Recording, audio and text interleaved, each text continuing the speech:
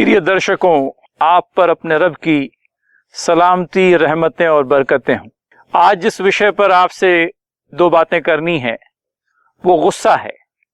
गुस्सा जो हम में से हर एक को कभी न कभी आ ही जाता है।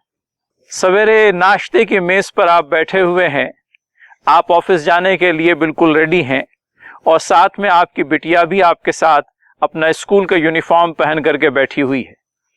नाश्ते की मेज पर बैठी हुई बच्ची थोड़ी सी बेहतियाती करती है और उसके हाथ में जो चाय का कप है वो उसके हाथ से गिर जाता है और चाय छलक कर आपके कपड़ों पर आ गिरती है और आपके बेटी के यूनिफॉर्म को भी डिस्टर्ब कर देती है। ऐसे में क्या रिएक्शन होगा? दो प्रकार के रिएक्शन हो सकते हैं।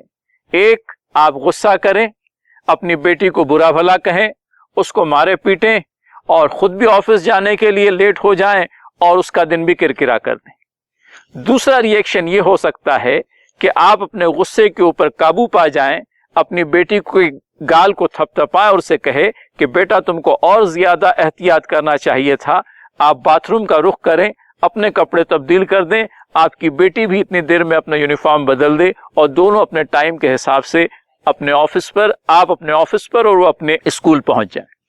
तो आपने देखा कि गुस्से को काबू करने के नतीजे में घर की जो फिजा बिगड़ जाती, आप दोनों अपने अपने जगह पर लेट पहुंच जाते, इन सारी बातों को आप टाल गए। लेकिन गुस्से के ऊपर काबू पाना कहने के लिए आसान, करने के लिए मुश्किल है।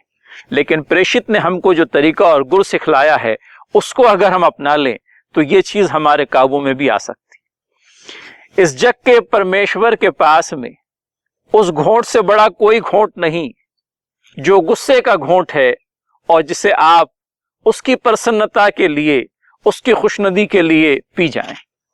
फिर इसी तरह से ये भी कि एक आदमी ने प्रेषित से कभी आकर के ये पूछा कि मुझे कुछ नसीहत कीजिए। आपने कहा गुस्सा मत कर।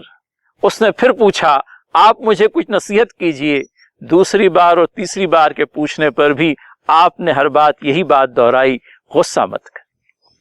गुस्सा अपने आप में एक ऐसी चीज है जिसको अगर हमने काबू में कर लिया तो हमारे से बड़ा पहलवान और हमारे से बड़ा शहज़ोर कोई नहीं। नबी करीम सल्लल्लाहु अलैहि वसल्लम फरमाते हैं कि रोज़े क़यामत जब दुनिया के सारे लोग अपने परमेश्वर के सामने अपना जीवन उन्होंने इस दुनिया के अंदर में कैसे व्यतीत किया ये बताने के लिए आ खड़े होंगे, तो उसमें एक ऐसा आदमी भी होगा जो अपने गुस्से को नाफिज करने की क्षमता रखता था, जो चाहता तो अपने गुस्से को नाफिज कर देता, लेकिन वो क्षमता रखने के बावजूद भी वो अपने गुस्से को पी जाता है। ऐसे आदमी को दुनिया के सारे लोगों के सामने अल्लाह ताला रोज़े क़यामत, डे ऑफ जजमेंट के दिन बुलाएगा और उससे पूछेगा, बल्कि उसको इस बात का अख्तियार देगा कि स्वर्ग के अंदर में जो खूबसूरत औरतें हैं, कुरान जिनको हूरों का नाम देता है, उन हूरों में से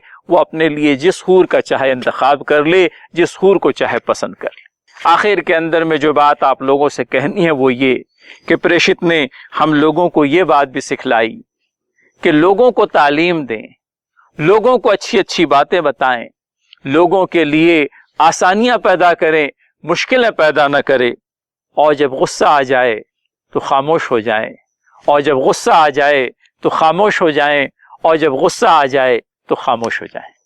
धन्यवाद।